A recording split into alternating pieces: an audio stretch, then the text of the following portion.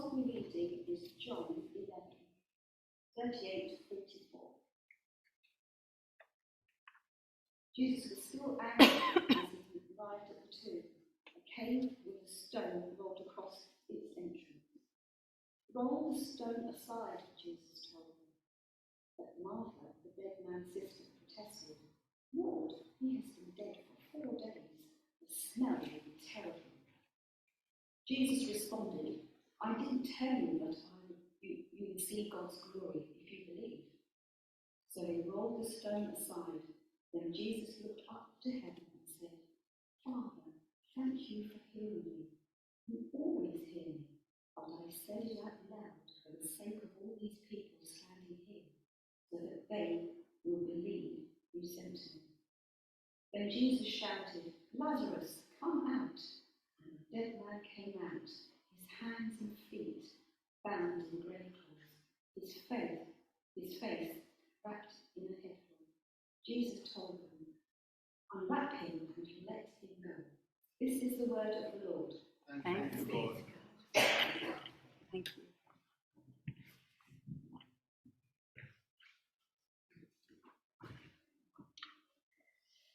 And let's pray before we start. Father, thank you that you always hear us. And so, Father, we pray that as we hear your word this morning, we would understand something new of you and be made free to walk more closely.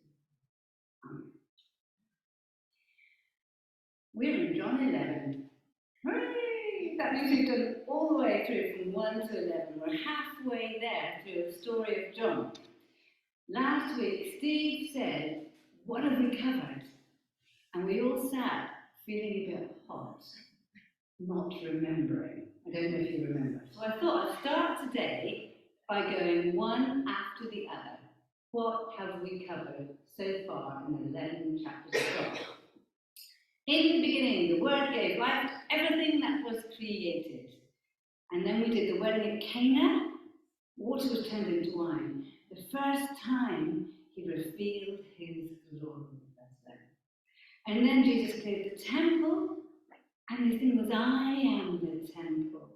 The whole of God and the whole of you meets in me. And then he goes further and says, you are the temple, the whole of God meets with the whole of you. Ooh. And then we had Nicodemus coming at night. Jesus is the light of the world. And then we had Jesus and the lame man, where God works on the Sabbath. At the Pisidia, at the pool. And only God works on the Sabbath, and here was Jesus working on the Sabbath. Jesus basically going, yes, I am God. And then he feeds the 5,000. And then he walked on water. And then he gave them more than enough. Jesus was the new Moses. Do you remember that story? Through the water, feeding the people the food of heaven, and then said, I am the food. Jesus, the man born blind, Jesus recreates his eyes from the mud. Our God at work. And then Jesus says, I and the Father are one. And then John's hints have been coming all the way through. We've been talking about waves. God goes, you see, Jesus is God. And then the next chapter, do you see how this shows that Jesus is God? And then the next chapter, even deeper, Jesus is still God, look at this. And then the next chapter, I want you to get this. I want you to understand. Jesus is not a prophet or a wise man. He is not a moral teacher. He is God, and there is you can't argue it any other way in John's Gospel. He is being purposefully direct. And again and again. John has 21 chapters in the book of John. This is Jesus' final miracle today. After this, the whole 50% of the next bit of John is facing the cross. We've had hints of it, haven't we? Hints that Jesus is going to Jerusalem. Hints that Jesus is going to die. But this is the turning point. This miracle is the last miracle. So it's got something awesome to teach us. It's the last time Jesus has to show us what is possible with this God person. Verse 38, our start of our reading, it says, Jesus was still angry when he came to the tomb, before he rolled the stone away. Now, if you go to the original Hebrew, it says he was deeply distressed. Whoever translated this from the Hebrew equated distressed with angry. And I think sometimes in English culture, distressed and angry do come together. But the original is more like stressed out or overwhelmed. He was distressed, he was stressed out. Why? Because his friend had died and been buried and he wasn't there. Good to get that out. However, Jesus wasn't scared. No point in this whole thing is Jesus either scared or disgusted. He wasn't scared of death. He wasn't scared of the smell. Martha tries to protect him. We find that Martha, dead man's sister, protested, Lord, he's been dead for 4 days. The smell will be terrible. In that case, leave the stone there. Goodness me, that's all. No, Jesus is not scared of dirty smells. He is not scared of death. He does not need protected by Martha. Martha's trying to be kind. Well, don't do that, it's really horrible.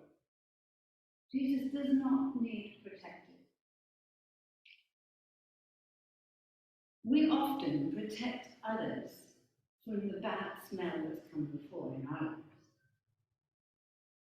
We tell people the good bits, and we keep the smelly stuff to ourselves.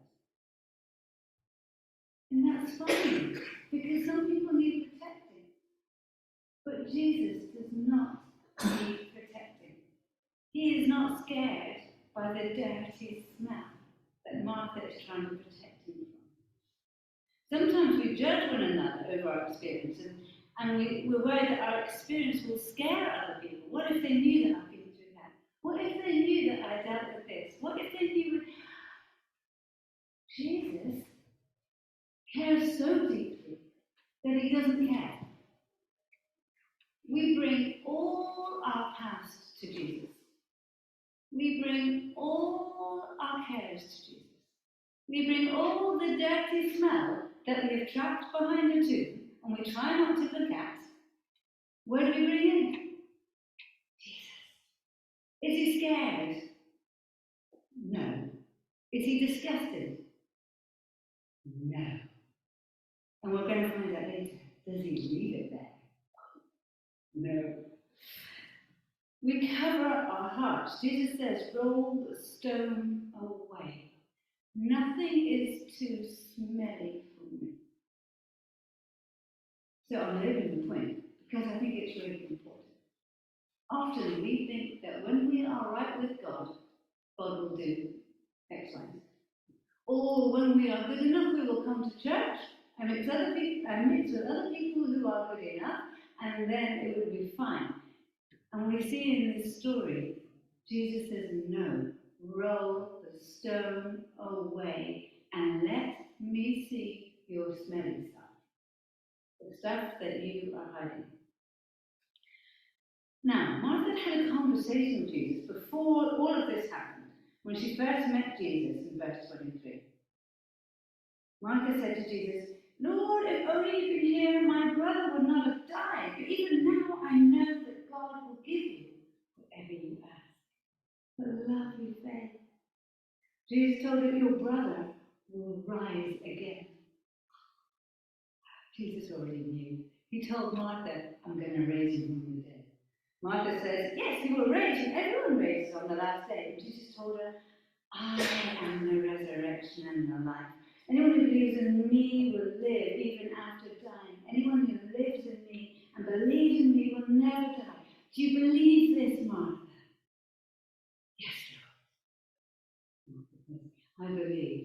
And she believes with her whole being. And then she comes to the grave with the stone and the smell. Oh, don't go there, they smell.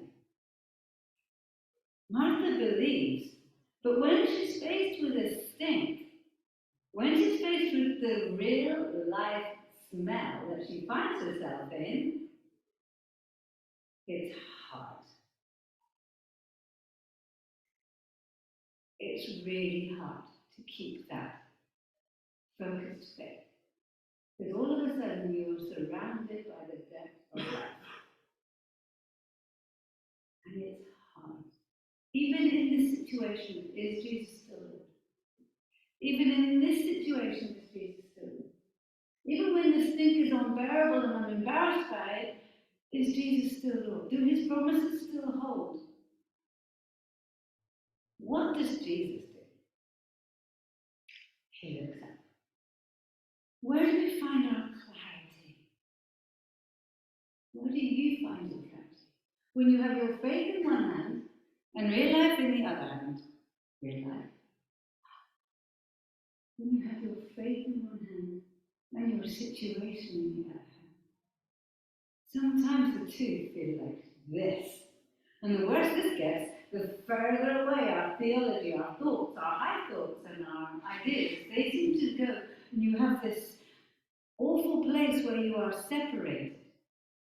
Jesus looks up. Whoop, they come together. Father, I thank you that you hear me. Truth. I thank you that you always hear me. Truth. When we find ourselves in a place from what we think and what we believe feels separated from where we are living, our response is look up. That's where you will find truth. Jesus is truth. He is the way, the truth, and the life. Father, thank you for hearing me. We all have a smelly past. Of course we do, especially if we're adults. We don't get this old and this great without having a smelly past. We have a smelly present because we're human. And parts of our future will be smelly too. We can get overwhelmed by the reality of now, and our faith can feel like theory, like Martha's beautiful faith.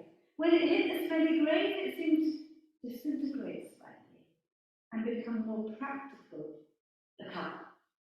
Father, thank you for hearing me. And then after he's prayed that, I'm praying this for everybody else, not just for me. And then he looks in this grave, this smelly, deathly place. He says, Lazarus, come out. He shouts it, I love it. He shouts it through the veil of life and death and says, come death, give me your worst. And the gospel just says, the dead man came out. Really interesting phrase there. It doesn't say Lazarus who was dead, or the live man came out, or the now living man came out. The dead man came out.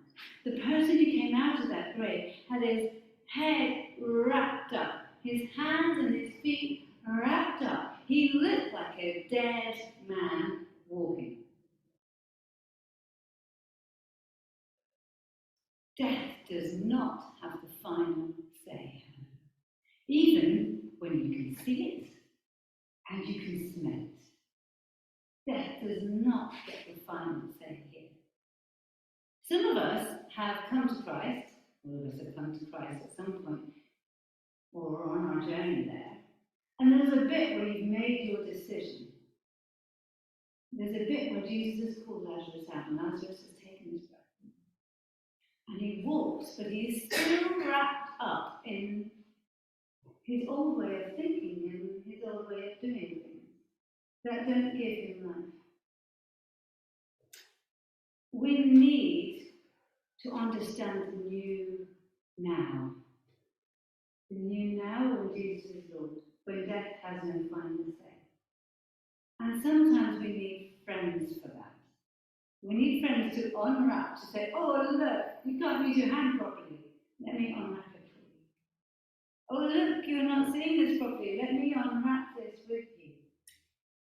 We need each other to help us to take the bits of death off. Because we can become so used to it, we don't see it or realise it's there. Some of us have faith that know the answers.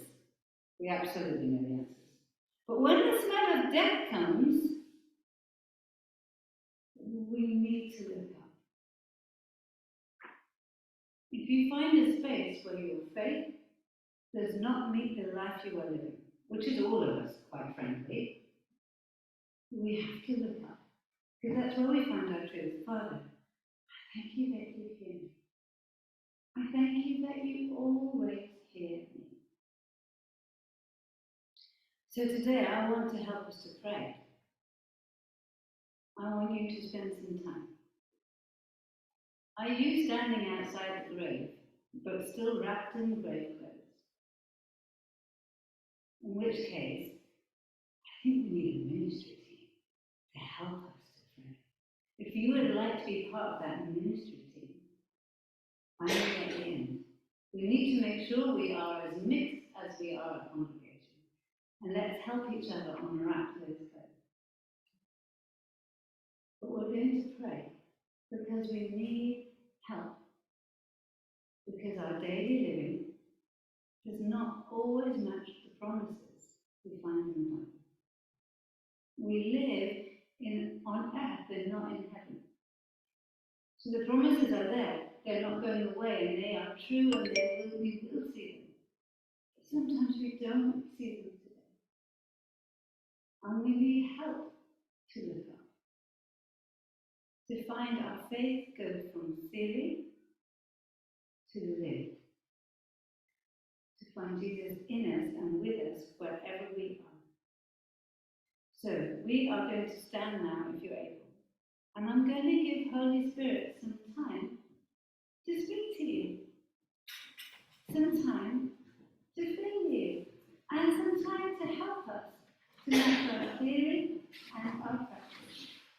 And if at the end of the service you think, I want to help people unwrap those grave clothes, I need you to come to the front. At the end of the service, if that is you, come. And we would love to